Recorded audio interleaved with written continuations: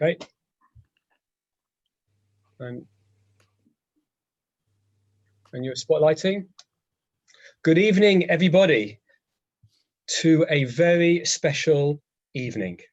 And as you all know, very sadly, the whole community and in fact the Jewish world was shocked to hear last night at the sudden passing of Rabbi Lord Sacks, former chief rabbi. He'd been ill, but it was very sudden and very unexpected. And it's a very sad day. And as if you've been on the media, you've seen many comments from people about his achievements and what he did and his importance for us. And I want you to know he was very closely aligned to London School of Jewish Studies, LSJS here. I'm just going to spend a few minutes, as I said I would, talking a little bit about his connection here and as a way of introducing tonight. Rabbi Sacks is originally from Finchley, and in fact, he studied here in the college as a student under the great Rabbi Rabinovich in the 70s. And he was so brilliant that even while studying here towards the end, they asked him to be a lecturer in philosophy. And he lectured here, he became the principal of the college in 1984, which he did and he continued in that role till he became chief rabbi. And he raised the image of the college on a global level by bringing in speakers from all over the world and really advancing a form of modern and traditional Judaism that was exciting and interesting for the whole of Anglo Jewry. And as you know, he became the chief rabbi in 1991, and he became automatically, therefore, the president of LSJS, and has always been a supporter of the college, both in terms of encouraging financial support and guiding us in terms of our leadership of what we should be doing. When I was the head of the college many years ago, I would meet him every month, and he would give us ideas of what we should be doing and how the college should grow, and really guided me in so many ways. And every year at the Elul program, he would give a lecture, a public lecture for the whole community, and it was electric. It was standing room only. Brilliant ideas, which we'll be putting now on the internet through our website. You can find out about. And it was very incredible, his ideas and his way of inspiring us and getting us ready for Rosh Hashanah and Yom Kippur. And I have to tell you, something he used to do. He would arrive about 10 minutes early, and the room would be filling up, and I'd be getting very nervous. And he'd be brought in by his security, and he'd come into my office, and he'd say, "If you come in," he'd sit me down, and he'd say, "Okay, so what are the issues going on at the moment?" And I was like, "Chief Rabbi, you're going to be on in 10 minutes. He goes, "Yeah, so we've got 10 minutes, talk." And he was calm and relaxed. And he used that time to hear what was going on and to guide me. And at first I couldn't focus, but I learned to be calm through that. And then he would walk comfortably up and then open his book and immediately give this incredible, amazing lecture. He was a very special man. And I've written on our website about him and my immediate responses. And I really feel I've lost a personal teacher, a Rebbe. And on the Jewish News, I saw Ambassador Tobe, previous Ambassador Tobe, has written beautifully about his regular meetings with Rabbi Sacks. And more than anything, Rabbi Sacks always said that he was a teacher. That's what he wanted more than anything. And he was looking forward to stepping down as chief rabbi so he could do more teaching. That's, I think, what he wanted to be remembered for. His leadership is amazing in his books, but fundamentally, he was a great teacher. And anyone who was in the room or saw a video or read articles or books about his teachings knows that. And he stays alive when we quote Rabbi Sacks says. And I want to tell you about one particular event, which is the introduction for tonight. It was in February 2011, and we had a panel on a Saturday night. It was a full room, and the question was, are biblical characters perfect or real? Are they tzaddikim? Are they purely righteous? Are they anashim? Were they real human beings? And we had a Dr. Yael Ziegler and Rabbi Menachem Liebtag from Israel, very good Bible scholars, and Rabbi Sacks, and I chaired the evening. And it was very interesting. We had wonderful ideas presented. And then at one point, somebody made a kind of slightly simplistic or childish remark about the Akedah, about, oh, it's obviously this and that kind of stuff. And it got a bit of a laugh. And I could see that Rabbi Sacks was a bit upset. And I said to him, "Would you like to say something?" And this is what he said, because I've had the evening typed up. I have the whole evening, some brilliant ideas typed up. And I want to read to you what he said, because it's relevant about Jewish learning in general and about this evening where we're going to be discussing the Akedah. He said the following. He said, "I want to make two things very clear to you. Number one, Torah is kihem chayenu v'orech yameinu. For these, it is our life and the length of our days. The one thing we must never confuse here and never lose sight of is that Torah is our lives. It is the very air we breathe. And the one thing I would ask of every one of you is never to be flippant with Torah. Torah is serious. It is serious. It is about the most serious thing there is. It is about how we, imperfect human beings, can relate to HaKadosh Baruch Hu, God, bigger than the universe, further away than the most distant star, and closer to us than we are to ourselves. Nothing we have said this evening, any of us, should make anyone think we do not take Torah, Hashem's word to us, with absolute and ultimate seriousness. Number two, never ever, God forbid, think that the way you understand Torah is the last word. Do not think you understand the binding of Isaac, the Akedah. Never assume that. I have read every commentary I've ever come across Akedat Yitzchak. I've written about it dozens of times, and I know that I haven't even begun to understand. Torah is serious. I think it's so moving and so sad. He passed away in the Sedra of reading the Akedah, but maybe now he's finding more answers. But I never forgot that evening 9 years ago, and I've always taught and taken Torah seriously as a result of that. But he's taught me that doesn't mean we can't enjoy our learning. We can't find creative ways of being relevant. And that's what tonight's conceit is. Of course, Abraham isn't on trial. Avram Avinu, Avram is our teacher, our patriarch. We are descendants of his. But by setting that conceit up, it allows an educational opportunity to really delve into this very shocking event, which when you read as a child and then you read as a parent, really wakes you up and thinks, how could this be? And that's what our presenters and speakers are going to say tonight. And we are very lucky to have a very wonderful and thoughtful and educated and Jewishly committed group. Let me tell you, we have Lindsay Kushner, QC, who is a recently retired senior circuit judge, an expert in family law, who's going to act as judge this evening. And then advocating for Sarah, as you will see, we have Professor Anthony Julius, Solicitor Advocate Mishkon Dorea, Chair in Law and Arts at the University College London. We're very glad. Welcome, Anthony. Thank you so much for taking time to do this.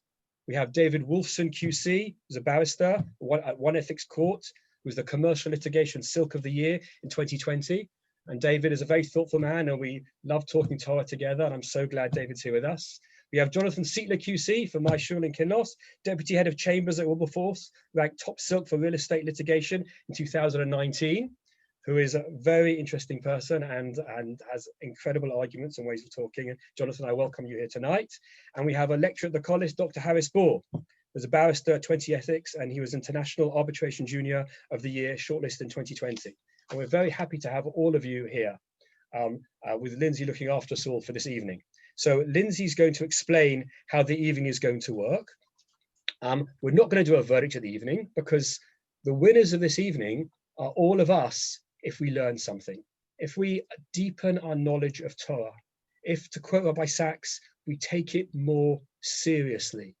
And if it's so good that at the end of this evening, you take that Chumash off your shelf and you read the text again and think about it more and fall asleep reading it because it's so interesting and it challenges you, then we've all won. And that is the aim of this evening. So without further ado, I want to now pass on to Lindsay to introduce how the structure of the evening is going to work and to tell us about this, this conceit of a trial. Thank you very much. Well, good evening, everybody. I hope that this evening will act, in part at least, as an appropriate tribute to Lord Sachs, whom we miss even now. In Genesis chapter 22, we read of the very shocking story in which God asked Abraham to sacrifice his son Isaac. Abraham eagerly obeys, but at the very last minute, the text tells us, an angel appears and tells him not to kill his son, and that now God knows that Abraham has shown he is a God-fearing man. So Abraham is then able to sacrifice a ram instead. And God then tells him, because you did this thing and did not withhold your son, I will bless you and make you a great nation. Our task tonight is to address the question, was Abraham right to attempt to sacrifice his son? Should he have refused to do so or challenged God? Or was he right to faithfully follow the command? This evening's format has been described as a trial, but it's going to be a very loosely constructed one. Don't look for any jury, although notionally I'm the judge and notionally expect to keep some form of control. I hope that won't be necessary. There's going to be no jury, there are going to be no witnesses. What we are going to hear is the arguments put forward on both sides. What we have before us, thankfully, is advocates who you might regard as somewhat above the average, as Rabbi Zarome has said. Mr. Julius and Mr. Wolfson will be setting forward their arguments from the perspective of Sarah. Mr. Bohr and Mr. Zietler defending the position of Abraham. Each side will take it in turns to present their initial argument first, and then come back for a second round of submissions, which will give each side the opportunity to answer the other. Mr. Julius will be the first to present arguments on his side on behalf of Sarah. Mr. Wolfson will be addressing the tribunal in the second round of submissions on their side, on Sarah's side. For the defense and for Abraham, Mr. Harris and Mr. Zietler have decided that each will speak in turn in each round of arguments. However, don't worry, they will not gain any advantage because they will have to share the allotted time between them on each occasion.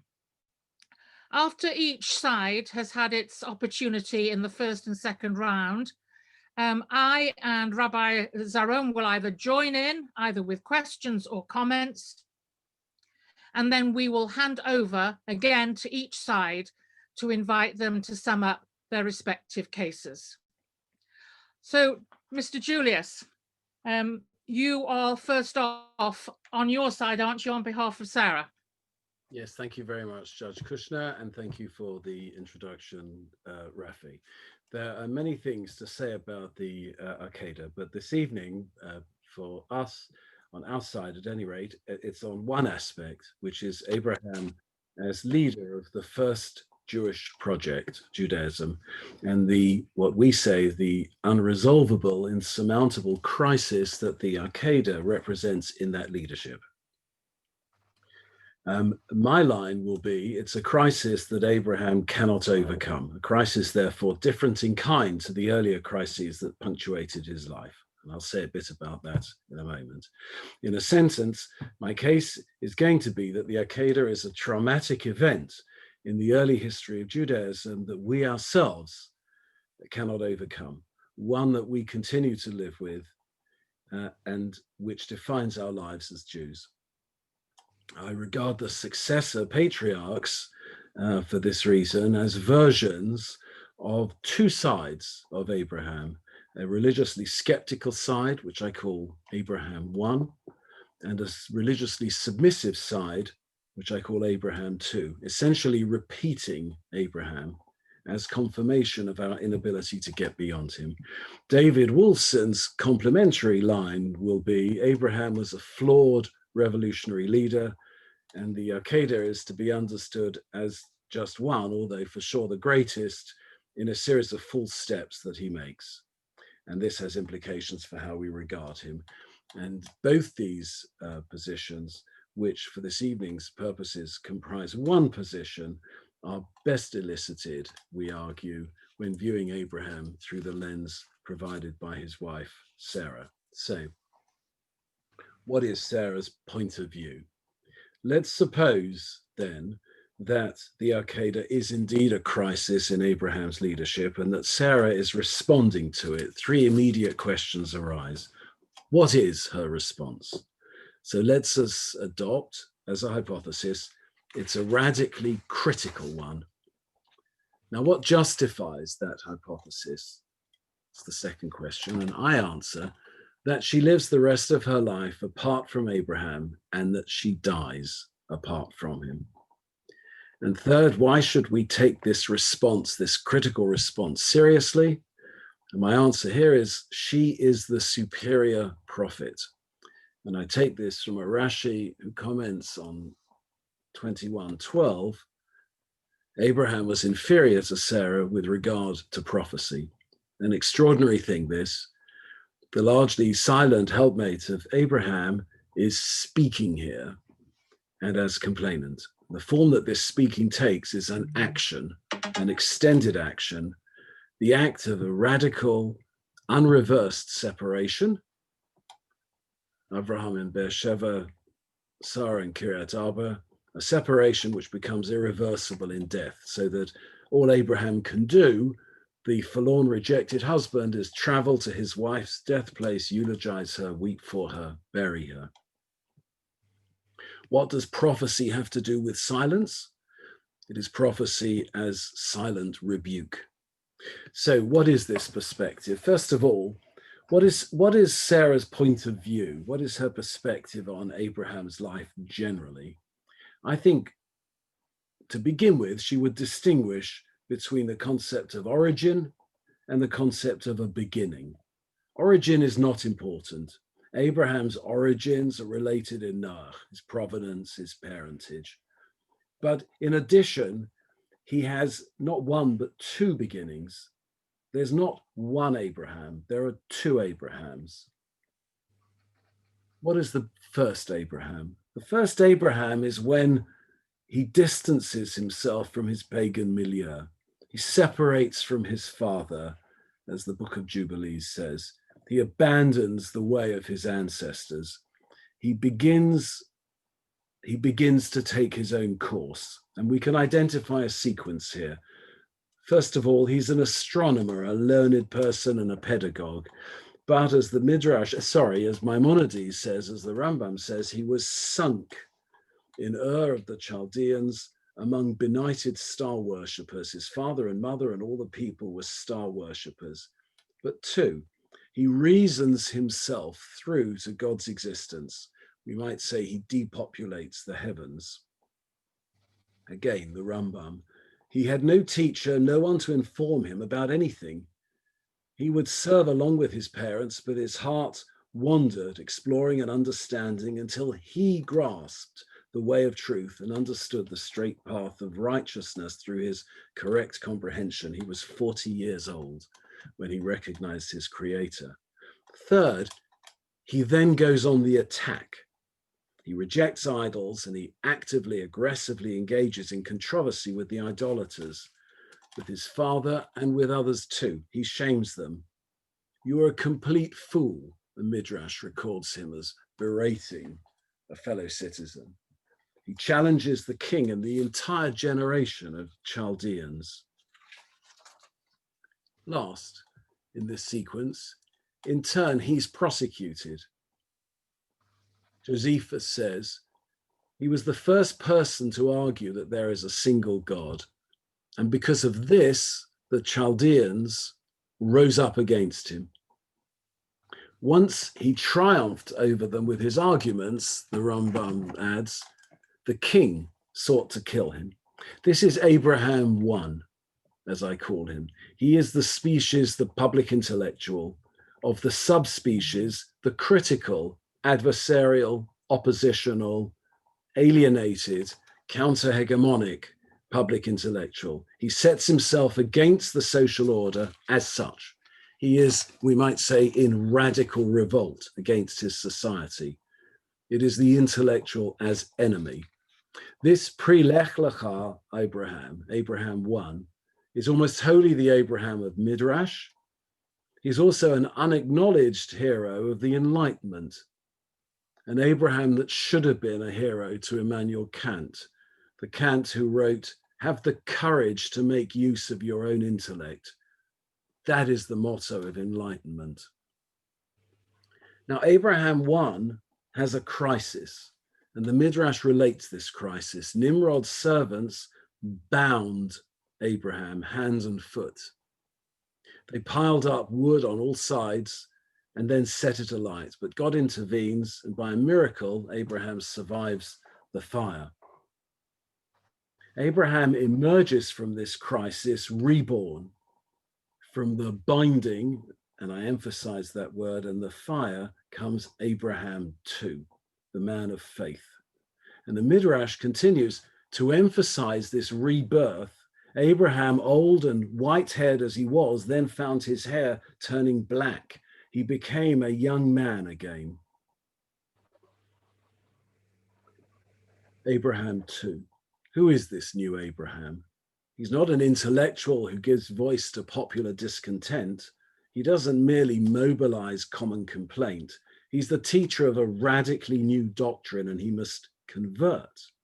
When people, the Rambam says, when people would gather to him and ask him about his words, he would teach each person in accordance with their intellect and bring them back to the way of truth. He did this until thousands and tens of thousands had gathered. They were the people of the house of Abraham. This house of Abraham is a new community, the community, we might say, of the faithful, in radical rejection of his given community, the citizens of Ur of the Chaldees, the one that he was born into, and indeed, which nurtured him in his family. And we see this repudiation of that community, not just in the leaving of his place of birth, but indeed more intimately in his treatment of his father and his son Ishmael, but most of all of his son Isaac. Just to remind ourselves, Abraham abandons his father Terach in Haran, where he dies. Rashi asks the question, why does scripture mention Terach's death before the departure of Abraham? And answers it, so this should not be made public and allow people to say Abraham did not show respect for his father. The Midrash relates this, but is uneasy. And so it has God comforting Abraham and saying, I exempt you from the duty of honoring your parents. This exemption has profound consequences, and not just for Abraham's relation with his father, but also with his son Isaac. What then is his crisis, Abraham 2's crisis, the one that parallels the crisis of Abraham 1 with its binding and its miracle? It's the Akedah. Now, we can readily identify the given readings of the Akedah. According to one, Abraham was mad. He merely heard voices in his head, acting wildly, irresponsibly, intoxicated by his own project, a religious fanatic, a revolutionary fanatic. According to the other reading, Abraham was dutiful, offering immediate assent to God's unrefusable demand, acting in accordance with his project, the project of Judaism. Sarah makes, I suggest, a critical response to this. First, she focuses on the immediateness of Abraham's assent. He should have, but did not, I imagine Sarah saying, ponder the purpose of the command. What kind of test was it? How was it to be met? Abraham said, here I am. And Rashi comments, this is the response of the pious, an expression of humility and readiness. But there was no pause for thought. What was the hurry, we might wonder? Abraham did not confront the command's essential feature, which was to demand the impossible of him. The express demand was, kill your son. The implicit demand was, give up Abraham 1 completely, affirm obedience to God, extinguish autonomy of self, affirm membership of the community of the faithful and repudiate your family, affirm the purity of the religious undertaking and destroy altogether any hope for its sustainable future. Abraham could have said no. The philosopher Bernard Williams once remarked, if you have to hesitate when choosing whether to save your child or a great philosopher from a burning house, you're having one thought too many. But if he didn't refuse, if he didn't have that second further thought, Abraham could have assented to God's command, but in full recognition of its tragic implications. Sacrifice would then be written into the script, whatever choice was made. Was Abraham going to sacrifice his son or sacrifice his relation with God? One goes, the other goes. There's no way to keep both. Each is a catastrophic outcome. God says, choose and pay the price. He says to us, live the contradiction. The Akedah could have opened out onto a third beginning, Abraham 3, reconciling 1 and 2 in some synthesis. But for Abraham, there was no Abraham 3. He'd reached the limit of his beginnings. The death of Sarah marks the failure of Abraham to be reborn again. And this is the point. Just as there is no Abraham 3, so there is no Jewish life after Abraham. There is only Jewish life and forever in Abraham. We Jews do not get beyond Judaism's first man. We remain in the moment of the Akedah, the crisis of Abraham 2. His crisis is our crisis, his decision, our trauma. As the Midrash says, whatever happened to Abraham happens to his children.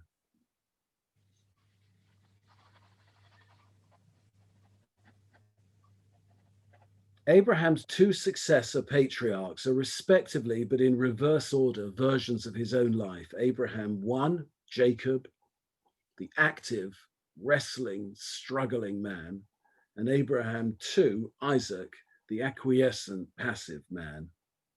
Isaac and Jacob were Abraham's first children in the slightly extended sense of the word I'm using. Abraham, the exemplary Jew, is us. We are the disciples of our father Abraham, as the Rambam says. He defines our boundaries, and by he, I mean that composite he, Abraham 1 and 2.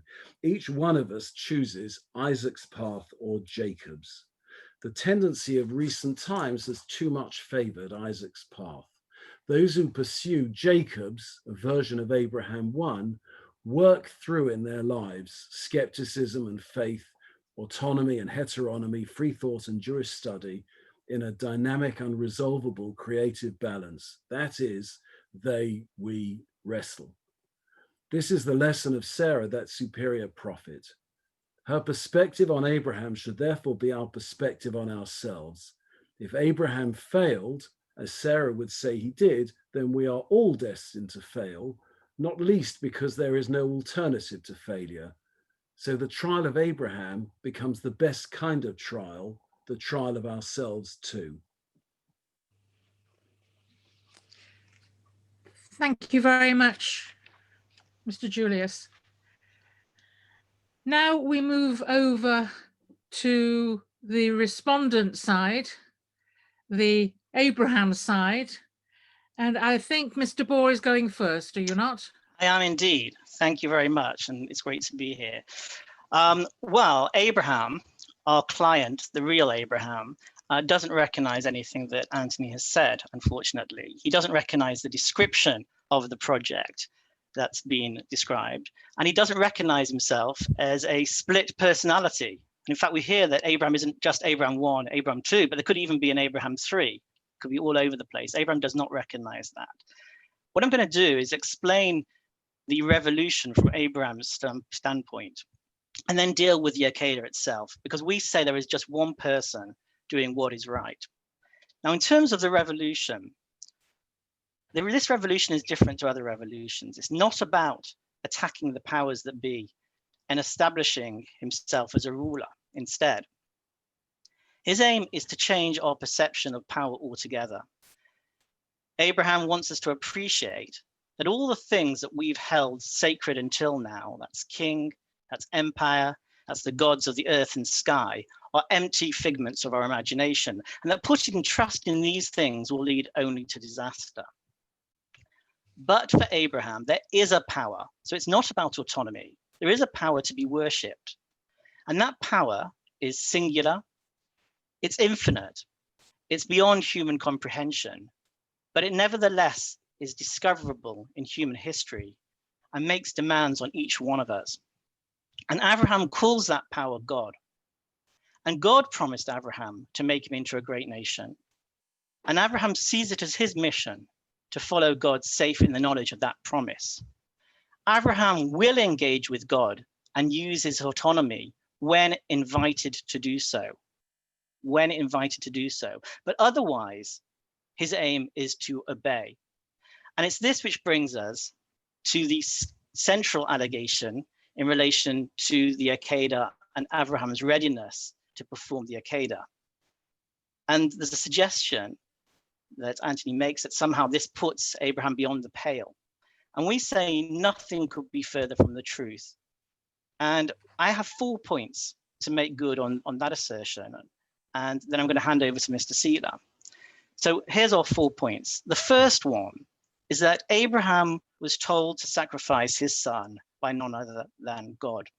And that's put beyond any doubt by the only direct evidence. We've heard a lot about Midrash, but the only direct evidence that we have is in the Torah and Genesis 22. And 22:2 reads, Kach et bincha, take your son, et yechidcha, your only son, your favored son, Isaac, whom you love, go to Moriah and offer him there as a burnt offering on one of the heights that I will show you. God's command, therefore, in legal terms, was clear and unambiguous. God wanted Abraham to sacrifice Yitzchak at a place of his choosing. God wasn't inviting Abraham for a coffee or a pint to discuss whether this was a good idea. He wasn't asking Abraham to give him a philosophy lesson, using Kant or Burke or whoever, on the meaning of justice, or to provide his opinion on the subject. He was issuing a command, and Abraham had no choice but to fulfill that. And that's very different to the Sodom story, which you'll all be familiar with. And that is where God invites Abraham to comment on what he planned for Sodom and its destruction. So that's point number 1. Our second point is that Abraham had no reason to doubt God's justice. He wasn't conflicted. Abraham believed that what he was doing was the right thing, and he was doing the right thing. Abraham rightly believed that if God commands you to do something, then God has his reasons. And indeed, when it comes to legacy, God has shown himself to be extremely picky. Abraham had initially, the Torah tells us, thought that Eliezer, his servant, might take over from him. But God said, that's not going to happen. Abraham later thought that Ishmael, Hagar's son, would be the one to lead the Jewish nation. Again, God said, no, that's not going to happen. And this is all there in the text, Genesis 14 and 17. Lot, Abraham's nephew, who he cared for, was another possible heir. But again, God had other ideas. And as far as Abraham is aware, Lot's gone up in a cloud of sulfur with the rest of Sodom. You may have heard about that catastrophe. And so given this prehistory, when God commanded Abraham to sacrifice his son, Abraham reasonably concluded that Isaac too had not made the grade and was deserving of his ordeal. And again, that's different to Sodom. Sodom, the issue was that the wicked and the innocent would die together. Here, the focus is on one particular person. There was no issue in relation to that, moral issue. And Abraham was not also surprised by the idea of child sacrifice per se, although it was obviously excruciating and traumatic for him as a father. Now, child sacrifice is a tried and tested method, we would say, in these parts, if we're talking contemporaneously, I'm looking, we're in the olden days, for leaders to placate their gods in extreme situations. There is evidence for this in the Bible. There are some 16 references to child sacrifice, or injunctions against it, in fact. There's some archaeological evidence. There's evidence from ancient thinkers and historians, such as Sophocles and Eusebius, about child sacrifice. And of course, Abraham would know that God actually does hold firstborns accountable. And we know that too, because God killed the firstborns in Egypt. So in short, Abraham had no reason to consider that killing his own son was morally wrong. It was very difficult. It was traumatic, but not morally wrong. And that's point 2. Point 3 is that there's nothing in the evidence to suggest that God was anything but pleased with Abraham's actions and intentions. After the incident, the angel of God said this to Abraham: I know that you fear God, since you have not withheld your son, your favorite one, Ata yechidha, again, from me. And then God's angel bestows a load of blessings on him. And then Avram and his lads catch the bus to Beersheba. And we suspect that Yitzchak went down to Eilat for a bit of chillaxing, but we're not quite sure. But if God thinks that Abraham acted properly, it's not for mere mortals like our opponents today to suggest otherwise with respect. And our final point is that no one was physically harmed or died in this incident, other than the ram, of course. Isaac lived and will become a father to the nation from this point on. Moreover, neither Abraham nor his followers will be offering up their or anyone else's children to any god in the future. The Torah, when brought into force, will contain, and I'm using Brexit language here, for which I apologize, a quadruple lock to make sure this doesn't happen. So what you have is there'll be a blanket law forbidding murder. That will be in the 10 Commandments. There'll be due legal process for capital offenses, so fathers can't decide on their sons' liability alone, Numbers 35. There'll be edicts against offering up children to deities. I mentioned that before. Deuteronomy 12 is an example. And there will be a law that any prophet who attempts to institute idolatrous practices, including, of course, child sacrifice, will be deemed a false prophet. And the rabbis will add further barriers to the imposition of capital punishment, and they'll limit the situations to which martyrdom, or the command to martyr oneself, applies. And this tribunal we should say, will have no concerns about the impact of this incident on future generations, or indeed on the insane who might in the future be tempted to claim that God commanded them to kill someone. There's no concern in relation to that. And so again, just turning back to Sodom, it's important to make that distinction. In Sodom, God thinks that he needs to discuss the issue with Abraham. That's not the case with the Akedah. In Sodom, the problem for Abraham was that God's wrath was untargeted. That wasn't the problem with the Akedah. And as I say, in relation to the Akedah, there's nothing in the text to suggest that God considered Abraham blameworthy for not challenging him. Now, in relation to the Rashi that Anthony cited, that Sarah was a greater prophet than Abraham, we say that actually helps our case, not his case, because the source of that Rashi is actually in the Talmud. It's Talmud Megillah 14a. And what's clear from the context of that is that Sarah is called a prophet because she understood that Ishmael needed to be banished, to be sent away.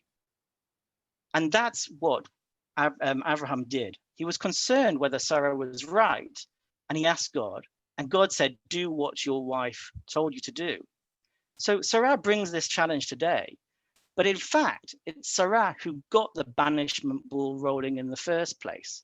She and Abraham were on the same page. And we say, therefore, that helps our case. I'm going to now hand over to Mr. Steeler.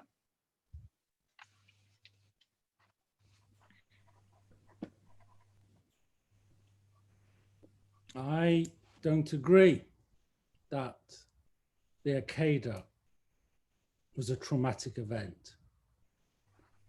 The complex Abram 1 and Abram 2 analysis that Professor Julius puts forward just misses the magic of this.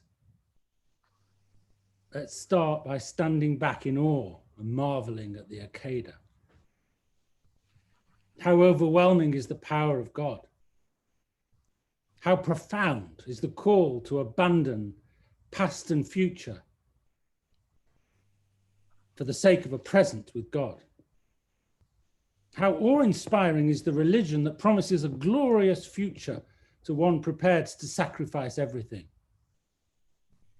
And how sublime is Abraham's faith?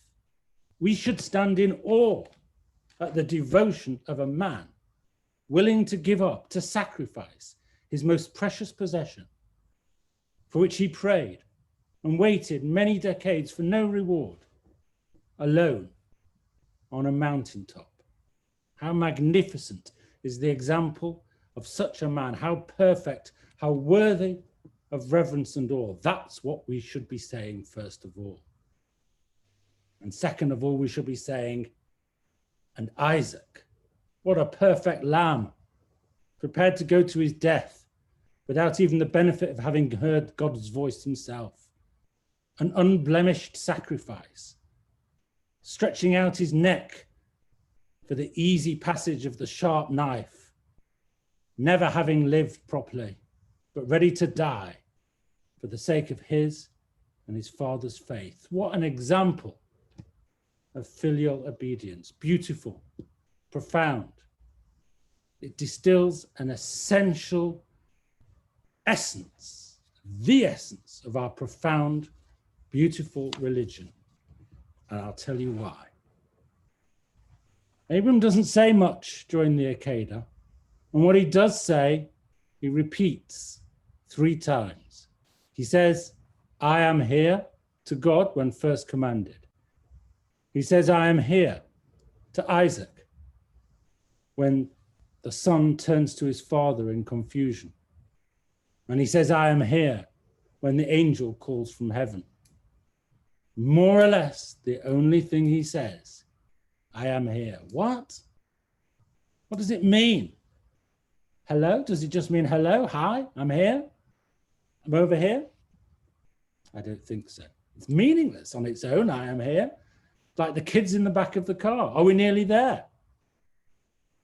We're never there. We're always here. The answer is, it's a very poor translation. There is no translation that's perfect of the word that in fact is used. Hineni. Just that word, hineni. And that is the essence, the perfection of the story. Hineni means not I am here. It means I'm ready. I'm focused. I'm listening. I'm absolutely focused on your desires for me, on your commandment for me. I am here waiting for your direction. I intend to be positive and responsive. And that's the Jewish way. Everything we do in our religion is interactive. The mitzvot are interactive. Think of them. The Seder, interactive. Fasting, interactive. The Sukkah, in it. Circumcision, kashrut, loving others, teaching others.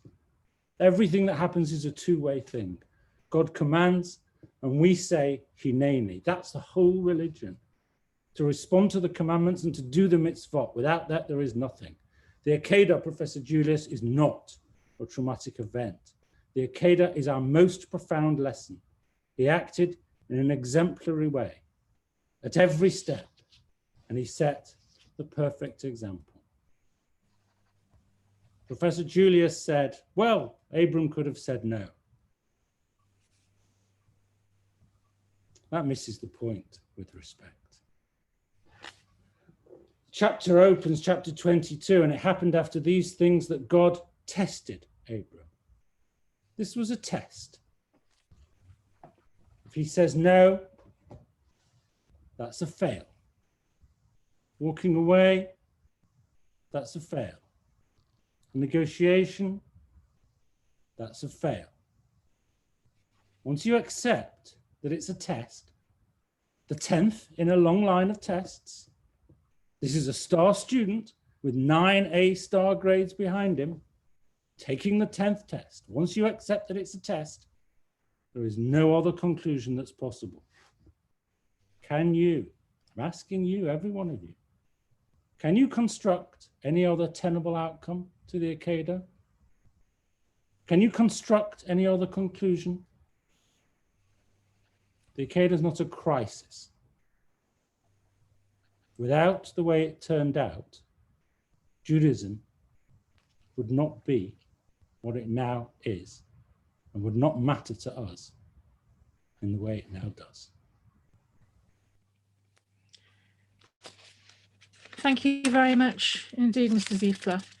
Right, Mr. Wolfson, we turn to you now for the second submission on behalf of Sarah. Thank you very much. Well, my task this evening is to continue to present the case against Abraham on behalf of Sarah. Now, Professor Julius has explained how Abraham was a revolutionary. Our case, which we make on behalf of Sarah, is not that Abraham was a revolutionary leader, although of course he was. She knew that when she met him, and she knew that when she married him. Our case, brought on her behalf, is that he was a flawed revolutionary leader because he was a man for whom the revolution never ended. Now, Anthony set out our criticisms of Abraham in the context of the Akedah. I'm going to take up Mr. Siegler's offering and stand back, as he put it. I'm going to pan the camera lens a little wider and look at a broader canvas. Because the truth of the matter, we suggest, is this. The behavior of Abraham in attempting to kill his own son at the Akedah was absolutely consistent with everything we know about Abraham's life up to that point. Imagine, if you will, the ArtScroll biography of Abraham, or Reb Avraham, as they would probably call him. Now, we know what those books are normally like. We would read stories that as a young boy, he learned all day and all night, that he never missed school and was kind to his parents, and that everyone from his earliest days marked him out as a future leader. But what in fact is the first thing we hear about Abraham, the first story we are told about his life? You won't find this in the text, but our rabbis tell us in the Medrash that as a young boy, he smashed up the stock in his father's store. So that's our first encounter with Abraham as a vandal of perfectly good items available for sale and in his father's store. Now, true it is that what he smashed up were idols, and true it is that he smashed them up because he had found his own way to God. But remember this, he didn't try to persuade his neighbors to follow the God he had found. He didn't even try to persuade his father and his own family to find their own path to God or to follow his. He just got out his hammer and smashed up their gods. And that, I suggest, was an early indication of the Abraham we see throughout his life. Uncompromising, indifferent to the society around him, bound by no ties of family, possessed of an unyielding belief in the correctness of his own path, leading his own revolution on his own terms and in his own way. An iconoclast, you might say, but in a rather literal sense.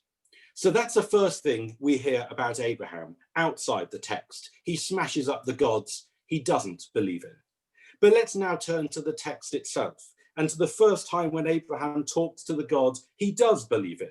And what do we find? Abraham doesn't praise the God who he now believes in. He doesn't ask God to help him spread the world or for material support or spiritual sustenance. No, he doesn't give a hineni, as Mr. Siegler says. What he does is he argues with God about just how many righteous people are needed to save the doomed cities of Sodom and Gomorrah. And let's note a few points about Abraham's argument with God. First, there is not a word of thanks for God's help so far, nor is there a plea for God's help in the future. But there is a direct challenge to God. Hashofet kol haaretz lo yaseh mishpat. You're meant to be the judge of the whole world, and you can't even do justice. Second, there's not a mention of the fact that Abraham's got a personal interest, that his nephew Lot is in Sodom and needs saving. Family doesn't matter to Abraham. He doesn't bring it into the argument. And why? That's my third point. Abraham is entirely unconcerned that the guilty in Sodom are about to be burned alive. Abraham accepts that some innocents will have to die too. His only point is that if there are enough innocents, the rest of the population could be saved.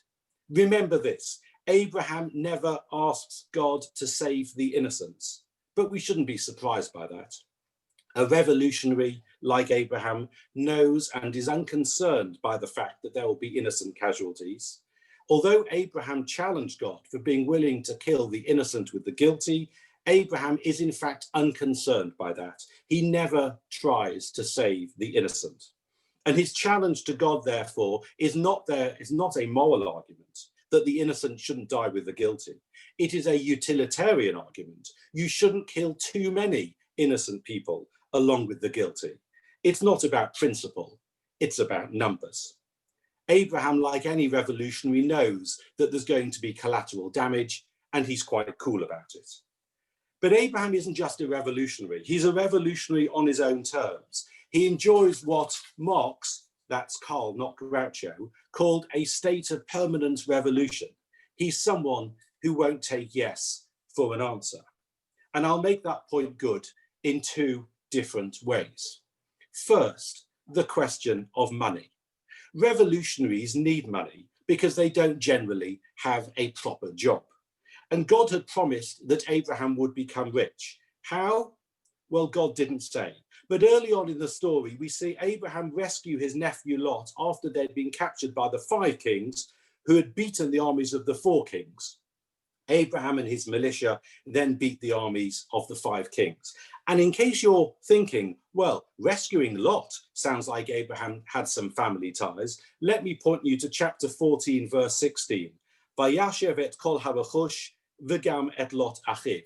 The order is significant. Abraham was focused on getting the booty, the money. His nephew Lot came a distant second. The women who he rescued hardly make it into the verse before it runs out of words. And what then happens? The 4 kings offer Abraham vast wealth, and God's promise to Abraham of riches was about, it seems, to come true. And what does Abraham say? No thanks. I don't want to become wealthy this way. I'd rather become wealthy some other way, on my terms and not on your terms. So that's the first way that Abraham didn't take God's promise for an answer. The second way was the question of succession. Like any revolutionary, Abraham wanted to keep the revolution going. And God had promised him that it would happen. He would have a successor and in fact an entire people. But who would that successor be? Well, first it would seem that God's idea was that Eliezer, his slave, would succeed him. Eliezer wasn't just an anonymous slave, as most slaves were. We know his name, we know where he came from, we actually know quite a lot about him. It looks like Eliezer was not only the major domo of his house, but also the commander of the militia, which defeated the armies of the 5 kings. So you might think he was a worthy successor. And we know from our commentators that Abraham knew that Eliezer wanted to be his successor. But was that enough for Abraham? No. Did he have another option at that time apart from Eliezer? No. But Eliezer still wasn't good enough for Abraham. So God moved to the second option, Ishmael. Unlike Eliezer, he wasn't a slave. He was in fact Abraham's own son, not from Sarah, that's true, but still Abraham's son. And did Abraham accept him as a successor? No. Again, did he have another option at that time? No. He just refused that one as well. But more than that, Abraham tried to kill Ishmael, his own son. He sent Ishmael and Hagar, Ishmael's mother, and Abraham's common law wife, away out into the desert with just a bottle or 2 of water between them. So when you think about the Akedah, which Anthony spoke about, also remember this. When it came to trying to kill his own son, Abraham had previous. The Akedah wasn't the first time he'd tried to do away with a child because, for whatever reason, he thought the needs of his ongoing revolution required it.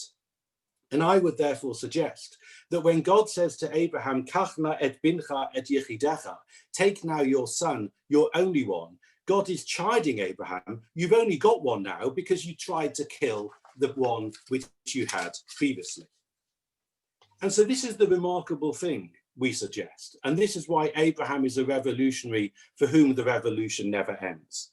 Having asked for an heir so many times and having been offered and rejected Eliezer and then Ishmael, Abraham finally gets the promised heir in Isaac and then seeks to do away with him.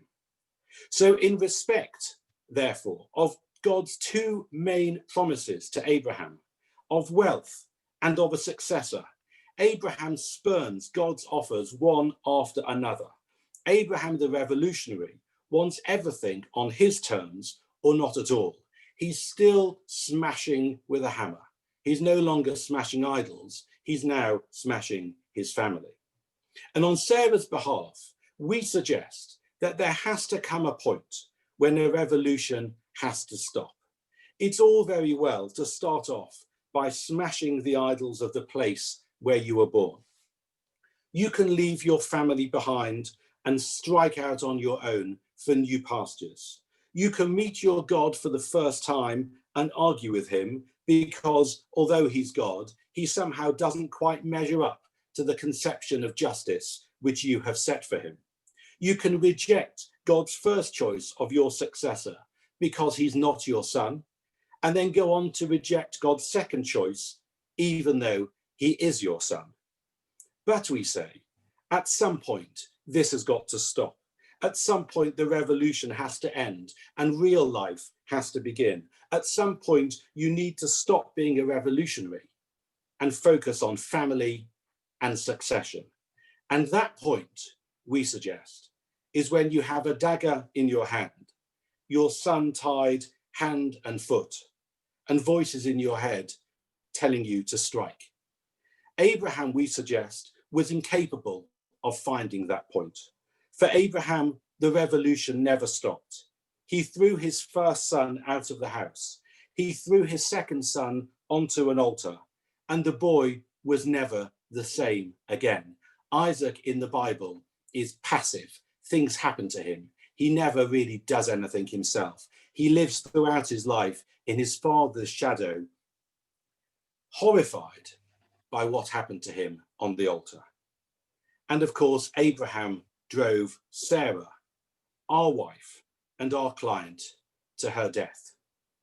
We therefore submit that when looked at in the round, both at the Akedah itself and at the life which led up to it, Abraham the revolutionary didn't know when to stop.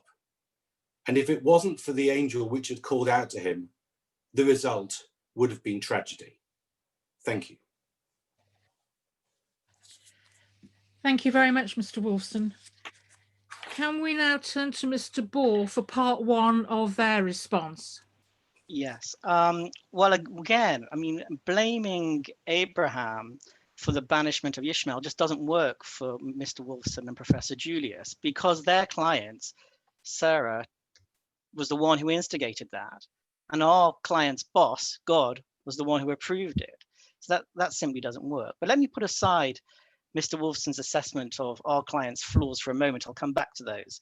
And I think it's time for us all to really delve more into the Akedah and really ask the question, what does this mean? Taking into account, and I take into account the warning that we had at the beginning that no one really understands. But here's what our client says today in relation to the meaning of this.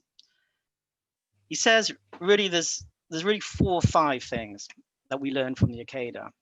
And the first one is a point that Mr. Seetler made very well, and that is you have to have faith. You've got to have faith.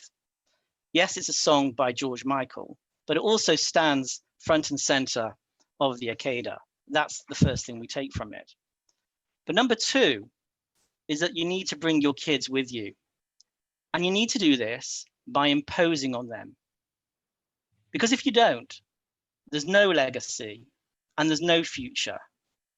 And yes, we need to take our Yechidim, those people who we love, up that mountain. And we need to make them carry the wood and they carry the matches. And we have to do that. And that's the second point. The third point is a different message, and that is leave those kids alone. And yes, it's a song by Pink Floyd, but it's also the outcome of the Akedah. The requirement is to offer your kids, but don't turn them into a passive sacrifice. And this is an almost impossible task, but that's exactly where the gap is. And that's where the space is for personal autonomy, where professor and creativity, in fact, which Professor Julius is looking for. And that's our challenge. But the autonomy to be exercised isn't ours. When I say ours, I mean Abraham, the people taking the children up the mountain. It's the next generations. It's their autonomy that need to be exercised. And that's the third aspect of the Akedah. Now, on my analysis, go back to the Abraham 1, Abraham 2. Abraham 1 is all about us, our encounter with God. Abraham that faces down God in Sodom, that asks God about legacy and the rest of it.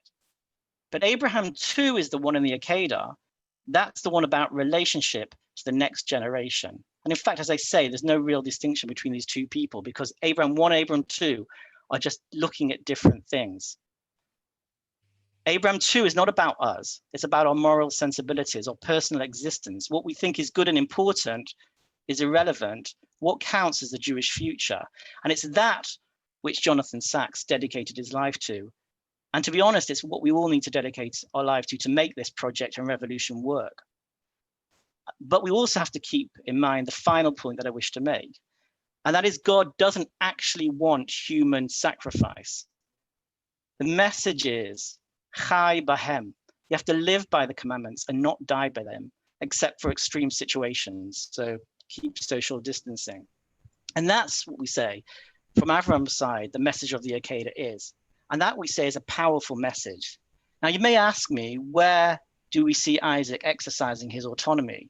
And for that, we have to look at the heart of the Akedah itself, which is Genesis 22:7.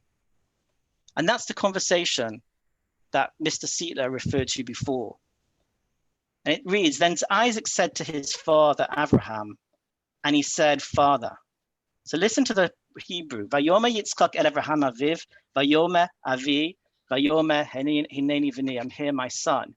Now there's something very strange in this sentence, which is relevant to this case. And that is there are too many Vayomers. Isaac said to his father and said, Father. What's that doing there? And we would say that there's a conversation here which hasn't been recorded. Words have been spoken, but we don't know what they are. And it's this silence, which is the key to this Akedah. There is a relationship and a dialogue between a father and son that we know nothing about. And this is the domain of autonomy, this private domain between these two people, a father and the next generation. And indeed, we need to proceed with humility, as Rabbi Sacks has urged, in relation to this, because we don't fully understand what was taking place within this context. Now, just very briefly, I think I have time, turning to Mr. Wolfson's assessment of Abraham's flaws. We fully accept that Abraham isn't the finished product, but he wasn't expected to be. He had no written Torah, or at least no Torah binding on him in the way that it is for us. And so he was basically trying to find his way through life by trial and error, without guide and without a roadmap. And his achievements must be seen in that context. And for Abraham, everything was about justice, is about din. And so Mr. Wolfson is right. He didn't have in mind to say to God, what about the death of the innocents in Sodom? Or suggest that he walks around with a placard on his back saying, repent or die. He didn't suggest that because actually mercy wasn't a quality that Abraham had fully understood. And we would submit that is made clear actually in Shemot, in the Parshas of Ve'era, when Moshe is told, Ve'era el Avraham el Yitzchak ve'el Yaakov be'el Shakai, that God made himself known to Avraham, Yitzchak, and Yaakov with the name Kel Shakai, God's name. Ushmi Hashem, so the four-letter name of God, Yud Hey, Vav and then a Hey, Lo Nodati Lahem, I didn't make known to them. They did not understand that name, and mercy is sometimes associated with that name. Avram didn't fully get that. But that's not a criticism, because we don't actually worship Avraham. Avram is mentioned many, many times outside the story of the Akedah, but never are we told to be exactly like Avraham. We're told to look up to our forefathers and foremothers and to try and extract meaning from their lives. But actually, none of them on their own are role models for us. And we accept, therefore, that they're not the final product. And with that, I'll hand over to Mr. Sietler.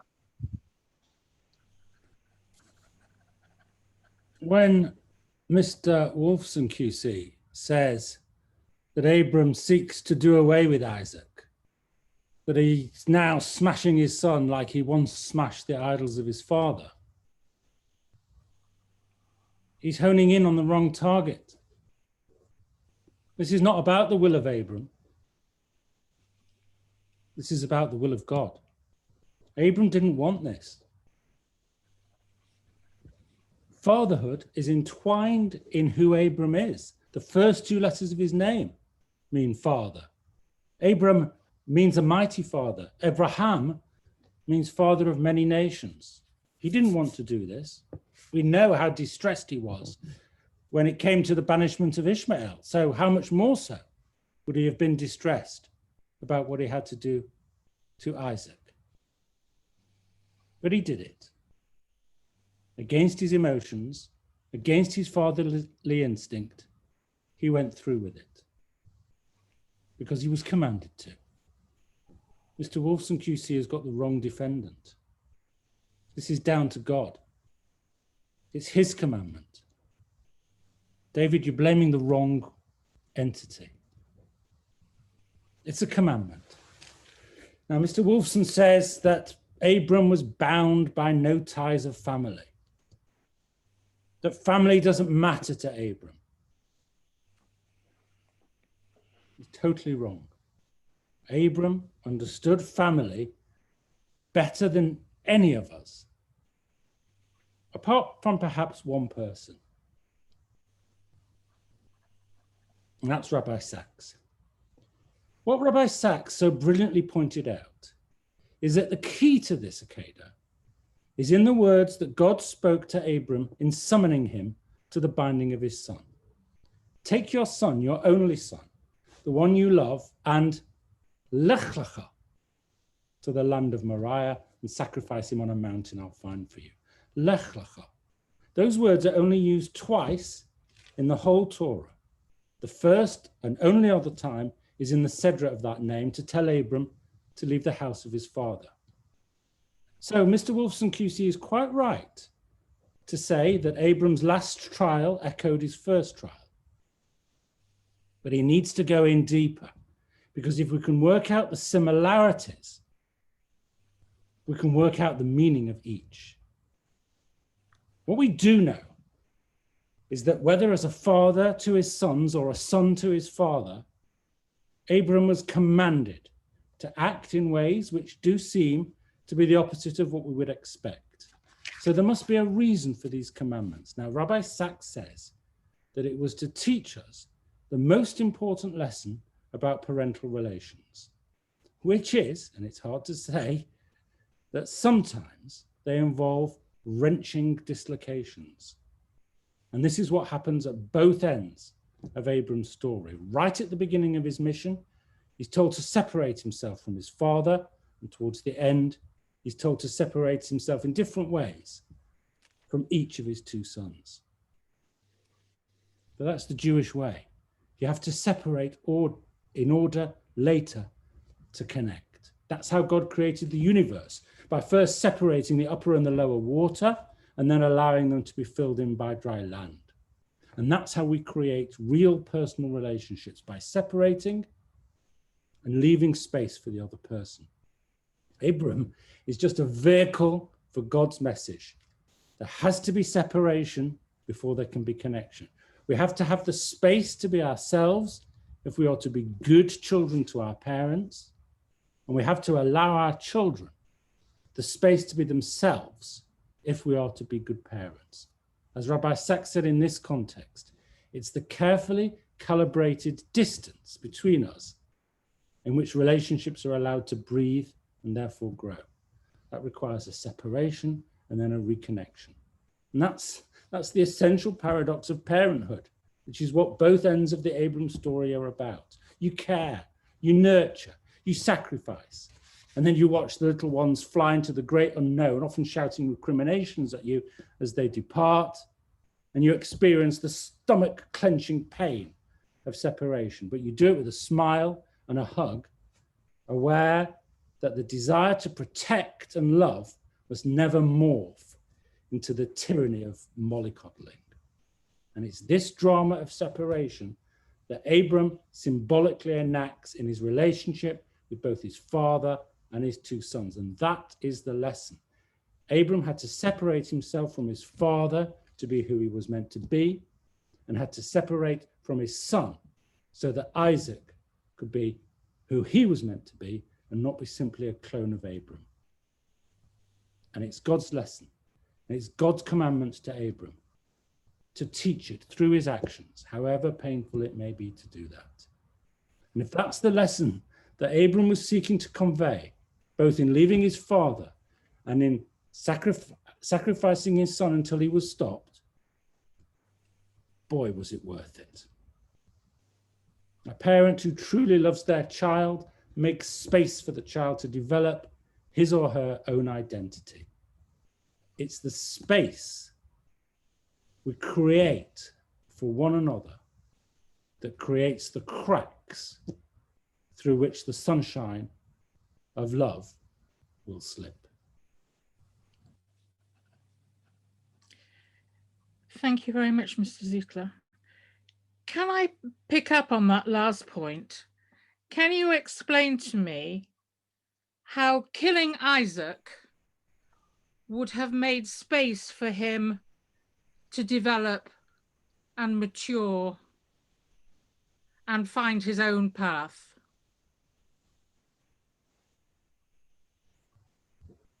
Yes. Yes. It's the pushing away of Isaac. It's not the death of Isaac. The story of the Akedah is not about the death of Isaac. We know how it ends. It ends with Isaac living and walking down the mountain. The only person, as Mr. Bohr says, who's harmed is a ram. It's the pushing away of Isaac. No, as it so happens, though, that's as it so happens. If you look at Avram's situation and his state of mind, assuming he had no inkling of the ram, as it were, coming as a substitute, he was going to go through with it. Well, that's if you leave out one important fact. You're familiar with the Anani prayer, which we say in the Selichas throughout the days of Selichas, and we say on Rosh Hashanah and Yom Kippur, Anani, Hashem Anani, Anani, Elokeni Anani, a hypnotic prayer, which says in the second half, based on the Mishnah in Tanis at 2.4, we praise he who answered our father Abram on Mount Moriah, he who answered Isaac his son when he was bound on the altar. That is the proof. That is the proof from the Mishnah that they prayed. They were commanded to do this act, but on the way, they prayed. And they prayed in the hope and expectation that their prayers would be answered. Harris.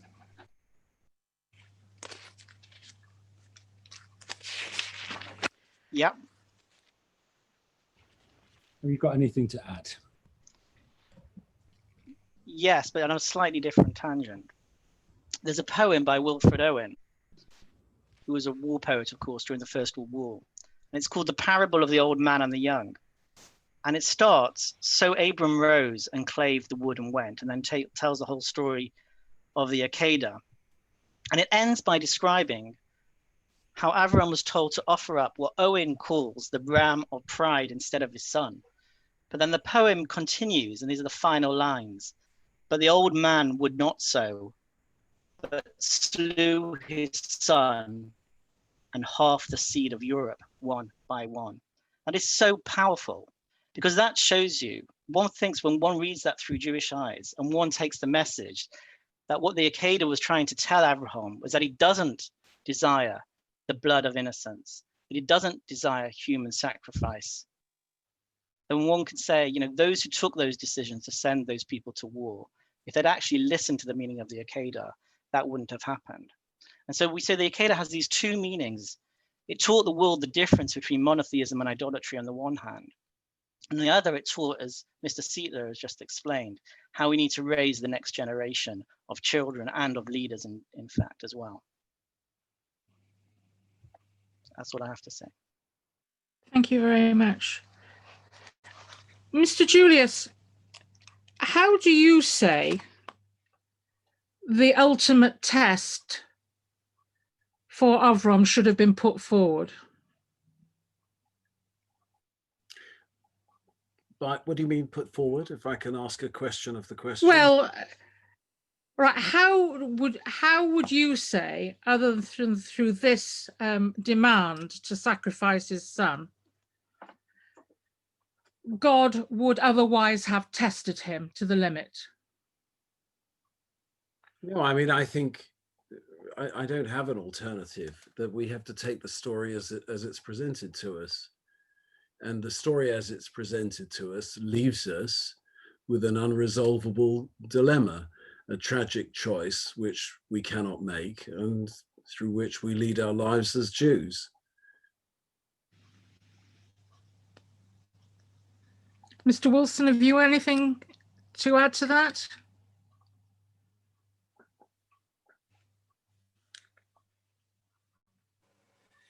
Well, I think one of the problems with all these stories is that you read them knowing the ending. And I think that's a great problem. The problem with Chumash more generally, I think, is that we learn at kindergarten and at primary school the stories around the story. And a very good discipline, I think, is just to try to put yourself back in the text and read the story as it's written. And when you do that, I think the characters become larger. There's more space to read into the characters. And I find this idea that, well, God commanded Abraham to do it, and therefore it's a command, and therefore he must be doing the right thing. I just find that very simplistic, because as I said, the first time we find Abraham's encounter with God, he's arguing with God about Sodom and Gomorrah. And yet when it comes to sacrificing his own son, he says, Hineni, I'm here. I mean, is that the same person? What's happened to the Abraham between the two? And it seems to me that he is this single-minded person, and we call him a revolutionary, who can't stop being a revolutionary. He's otherworldly. And I think you see his otherworldliness continued in Isaac, who is a very passive figure, who digs his father's wells and lives his whole life in his father's shadow. And to me, Jewish life actually begins with Jacob. Jacob, we are the Bnei Yisrael. I'll come to that in the few minutes I have at the end. We don't call ourselves the Bnei Avraham. We don't call ourselves the Bnei Yitzchak. We are the Bnei Yisrael.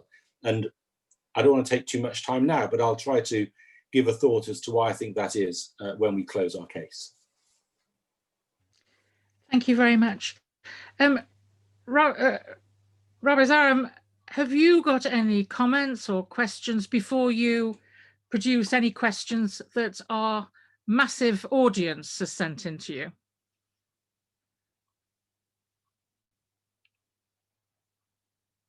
Yes, am I unmuted?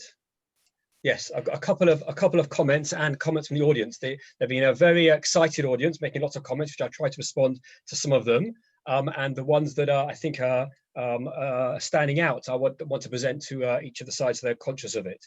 Mr. Harris talked about disagreed with Anthony Julius when he talked about autonomy only when invited. But Wendy Skolnick asked if autonomy is invited, is it really autonomy? Surely you have to have autonomy completely. Benjamin Ellis talked about that maybe the knife is the metaphor for this issue of morality between iconoclasm and obedience, the two sides. And what I loved bringing on from those ideas, what I love from both sides is the panelists have read the text very closely. Yes, they're being adversarial. Yes, they're using their legal minds, but they're reading midrashim and text brilliantly. And I find that fascinating. And it comes down to key words. For Anthony Julius, that word is the challenging is actually exemplified. He didn't mention it, but it's exemplified in the word Ivri. Abraham is an Ivri, and the Midrash would say that he was on the other side. He took on the world. It's very clear from the Midrashim. And again, David points out that we should read the text directly, and that's true. But these Midrashim are never meant to be a kind of alternative reality. They're trying to make us understand the motive. But David's absolutely right that we should read the text first. We have our own ideas, so then we can try and understand what the Midrash is doing. But as Anthony said, it's the Ivri Abraham, it's the challenging the world, the iconoclasm, which is fundamental here. Whereas Jonathan goes for the Hineni, for the I am here, and they do seem to clash.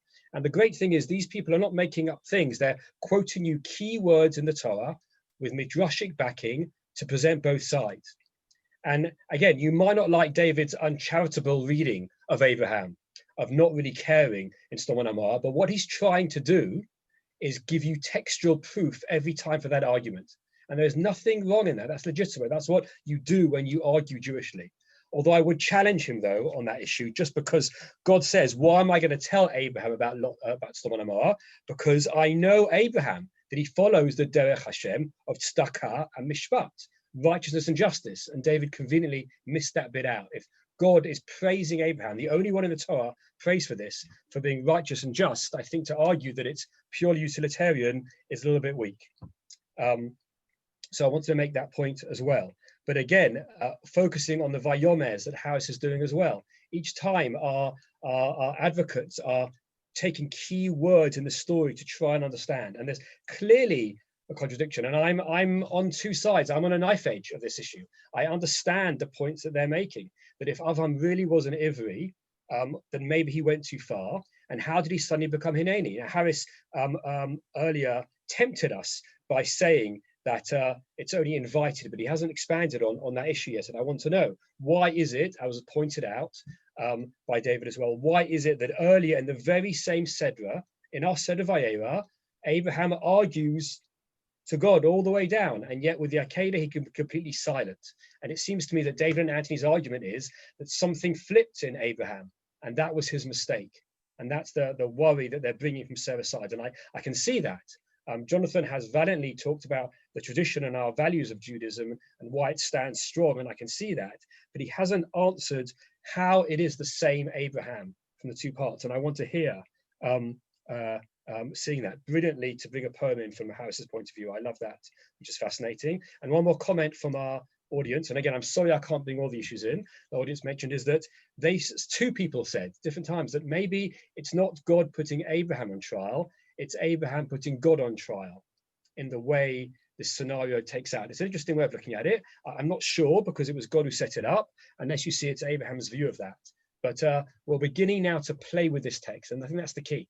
I think that's the key. Once you value the text and you're inside it and you're committed to it, then you can ask anything, because you're asking from the side of care and appreciation. And I see us both sides doing this here. So I'm fascinated to see how they're going to end this issue. Just one again challenge on the issue of that we talk about, that David mentioned about Jacob is the key, and since he's going to mention it, I'll ask him on that. Yes, we are the Bnei Yisrael, but every boy who is circumcised, the blessing is to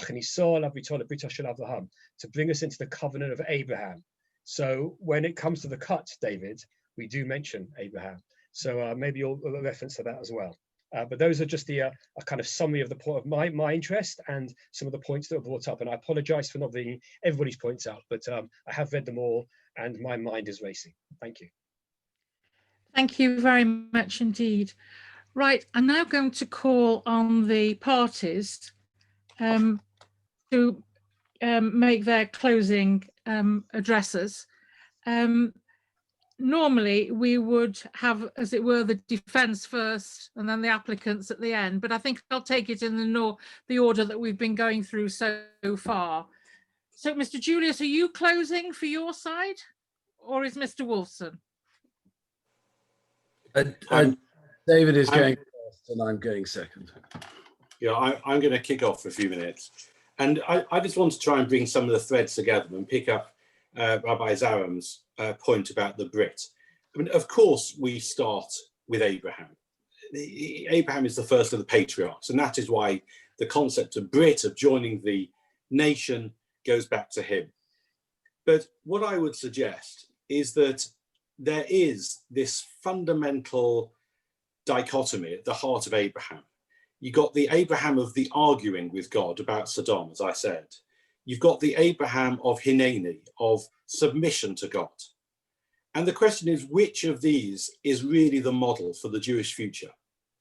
And as Anthony said, we see those played out through Abraham's sons. Well, the sons who we normally refer to as his sons. We conveniently forget Ishmael too often. Isaac is passive. Isaac is the one to whom things happen. He doesn't do anything. The main thing he does is digs his father's wells again, and then he gives a blessing when he's blind. things happen to him. He's not a real actor. He's not a protagonist. And then we've got Jacob. Jacob changes his name. Why? Because he struggles with God. He doesn't pick up the Hineni of Abraham that Isaac does. He picks up the Abraham of arguing with God. And that's why the angel says to Jacob when he changes his name, Ki sarita im Elohim ve'im anashim. You have struggled with God and with people. And that's why I suggest we are the Bnei Yisrael, because Judaism since Jacob is about a struggle. It's about a struggle over text. It's about a struggle over priorities. It's about a struggle how to be a minority in a majority land, which we've been for much of our history. And now it's a struggle as to how to be a majority in a land with a minority. We always have struggles. And the way I see Abraham's life is that he presents these two options for the Jewish future: the passive option and the option of struggle. The passive option is carried on through Isaac. The option of struggle is carried on through Jacob. And since we're all mentioning Rabbi Sacks tonight, I think that's one of the things that comes through powerfully in his writings. Above all, what he was trying to do, I think, was deal with the struggle of how to be a Jew in the modern world. And that really is a struggle. It's a struggle of ideas. It's a struggle of continuity. It's a struggle against assimilation, but it's also a struggle for peoplehood. And when I read the Abraham stories and look at Abraham's life and the Akedah, to me, the most important lesson which I think we get from it is don't be passive, struggle. It's better to fight and lose than never to fight. And that is why I think we are the Bnei Yisrael and we don't call ourselves the Bnei Avraham. For the last couple of minutes of our side, let me pass over to Anthony to close for us. So this is the point at which David and I slightly diverge, but I don't think that really matters.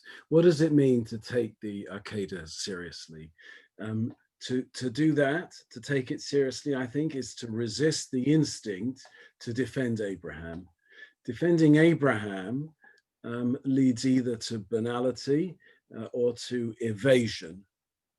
I won't say anything about the banality and call it art scroll Judaism as shorthand. We all recognize it.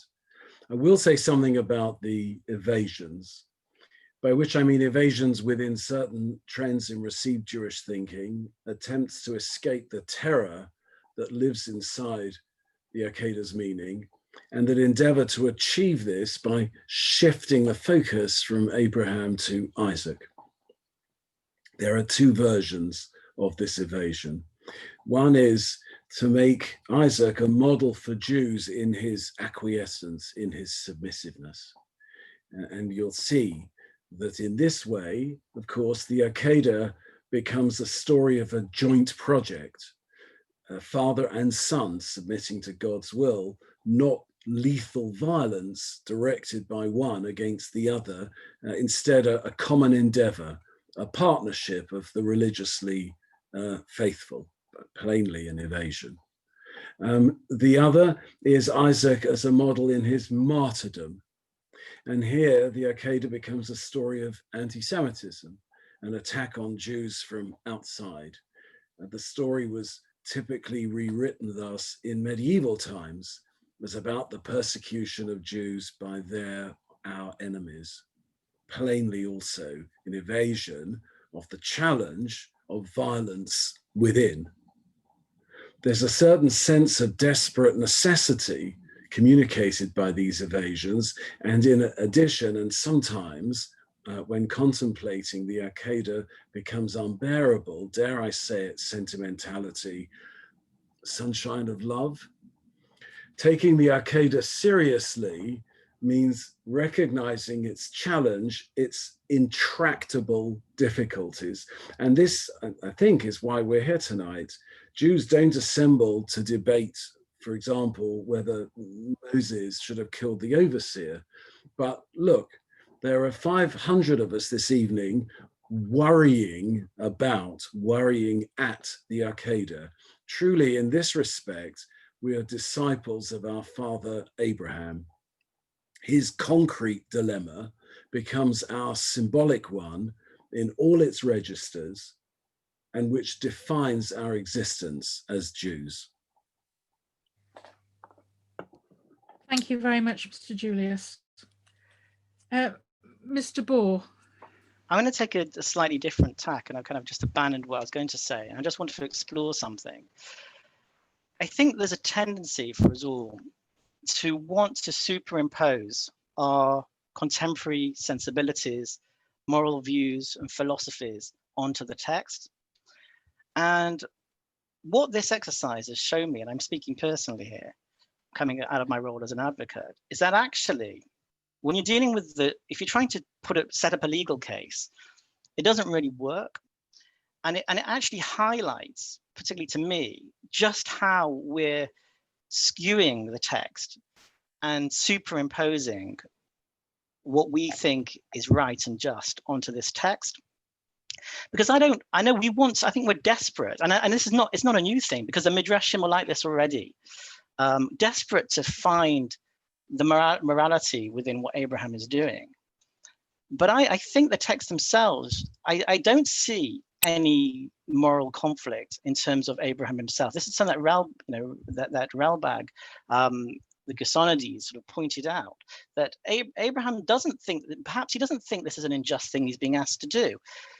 And I do think there is a distinction between the Sodom story, which we like to think, because that sounds so modern, that's challenged God, and the Akedah story. And the Sodom story, as I said, Abraham was invited to debate the issues. But the issues for Abraham, as David says, weren't that innocents were going to die. That didn't really bother him. So he didn't have all moral sensibilities. The issues was that he was worried that the innocents and the guilty were going to die together. And he was trying to bargain God down. But when the Akedah targets one particular person, and that is given as a command, and he's not given an opportunity to debate the issue, and Ishmael has already been banished and God told him that's what he was to do, then he didn't have a dilemma. And I think there's no problem in relying on philosophy, Kierkegaard, Kant, Burke, whoever you want, and Midrash. But actually, I think we need to realize that what we're doing is turning Abraham into a fictional character, effectively. And that's fine, but it's not something for a court of law for Lindsay Kushner to decide about. I mean, no one, for example, would bring a case against the wicked witch in Hansel and Gretel for child abuse, or the wolf for swallowing Grandma and Red Riding Hood. And I think, if we're gonna do this as a legal case, then we have to just look at the text itself and sort of swallow the sort of disjoint between the morality of the text and what we have. Thank you very much. Mr. Zietler. Yeah, I'm also going to abandon what I was going to say because of one of the comments that I've just read on the Q&A from Ian Lippman, which I think is really worth throwing light on. And it also answers the judge's question about what Abram was thinking.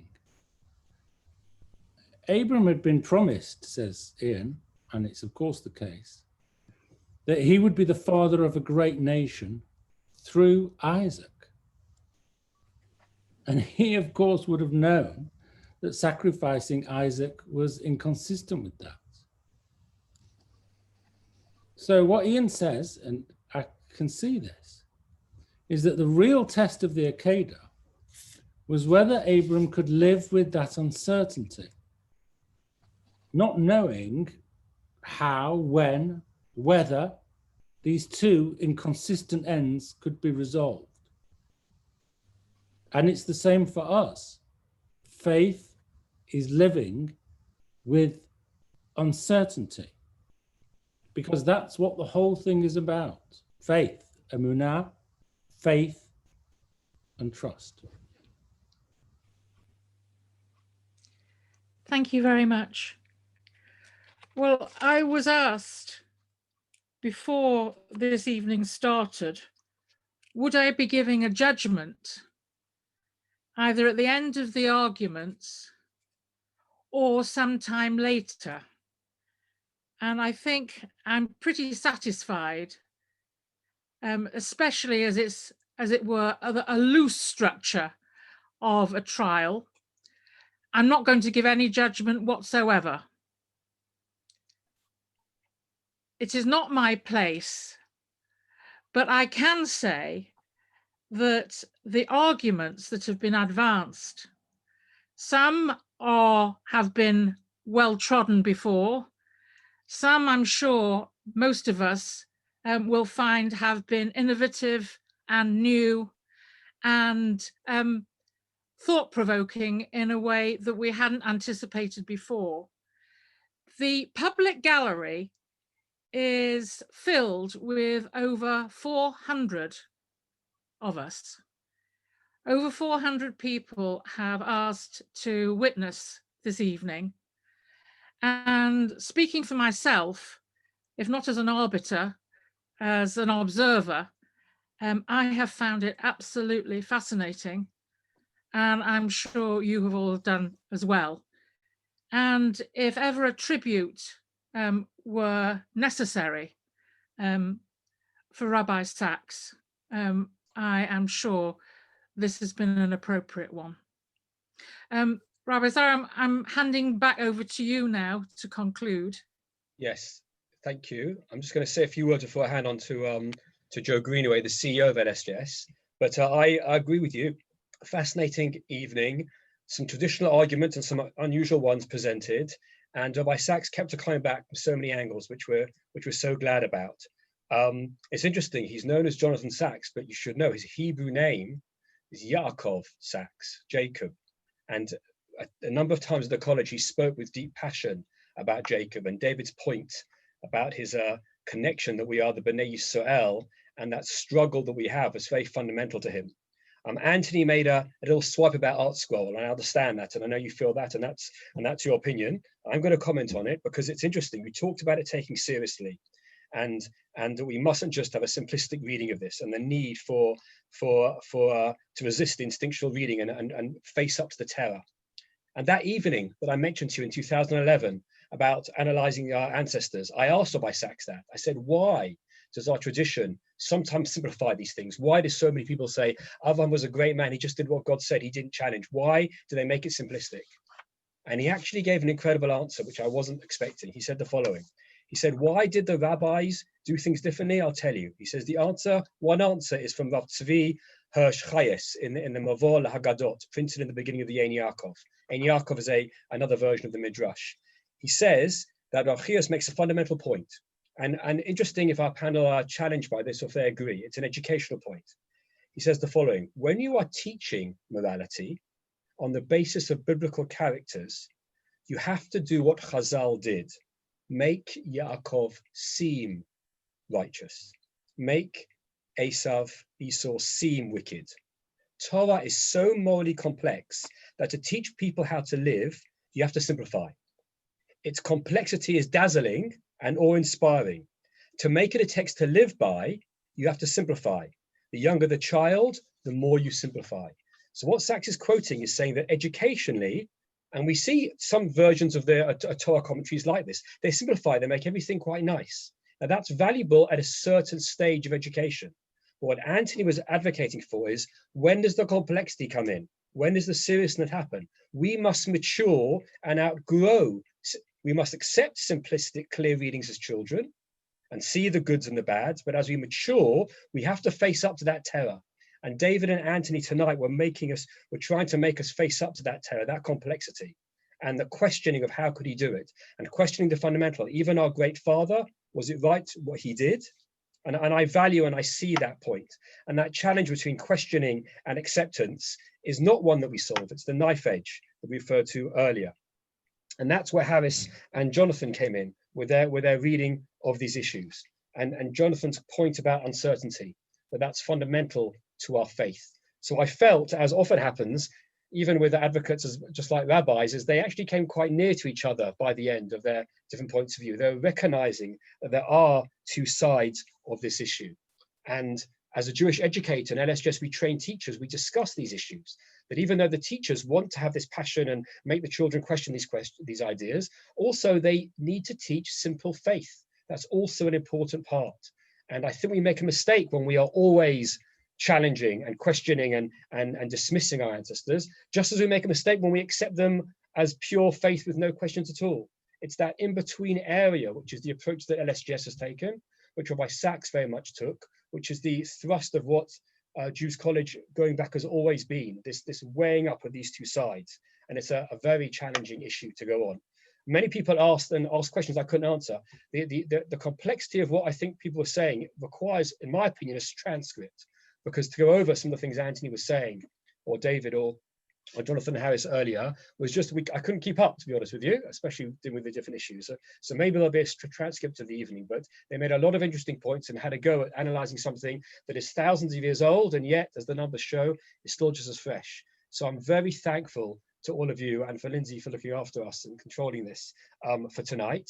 I think Abraham was put on trial only as much as we're open to love that text and squeeze out as much meaning and questions as we can from it. And I thank all of you for doing that. Thank you so much. I think we've learned tonight, we've learned to respect, we've learned to understand more words. And as I hope we are successful, if all of you out there in internet land are opening your Chumash and reading carefully and saying, but the word says this, but the word says this. That's the challenge.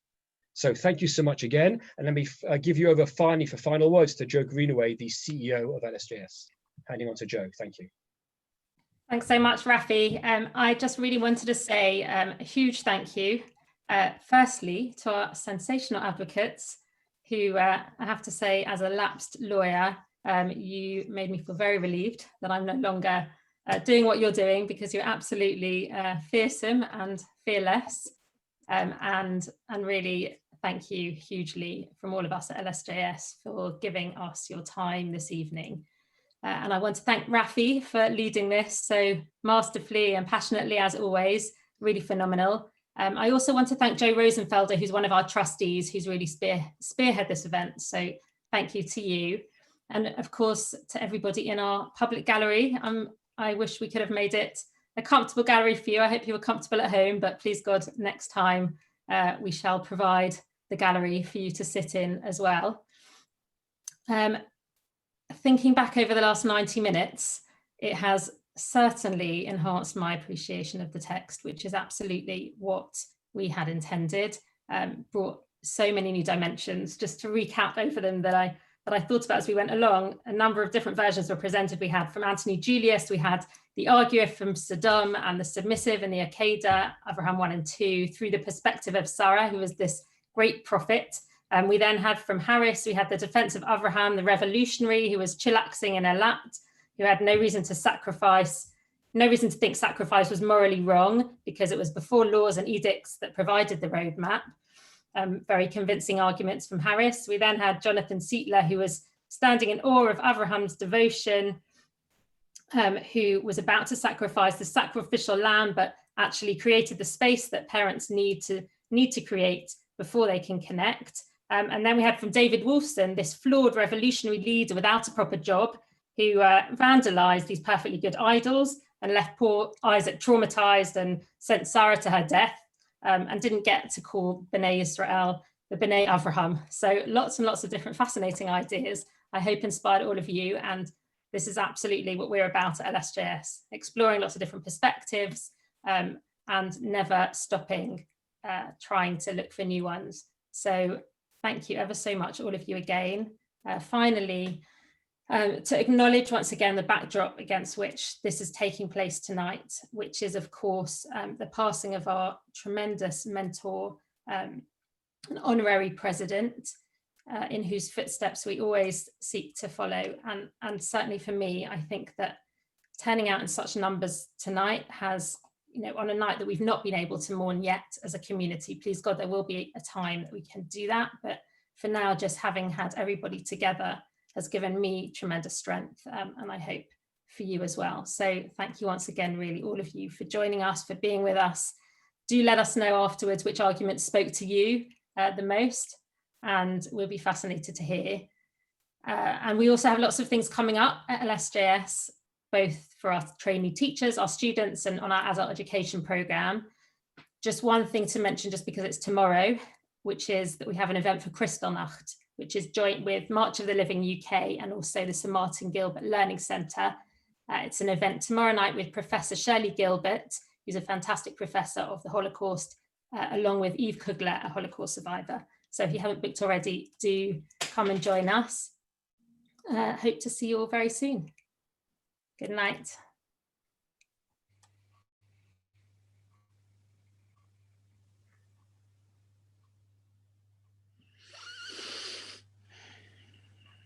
Are we still here? Yes, thank you, everybody.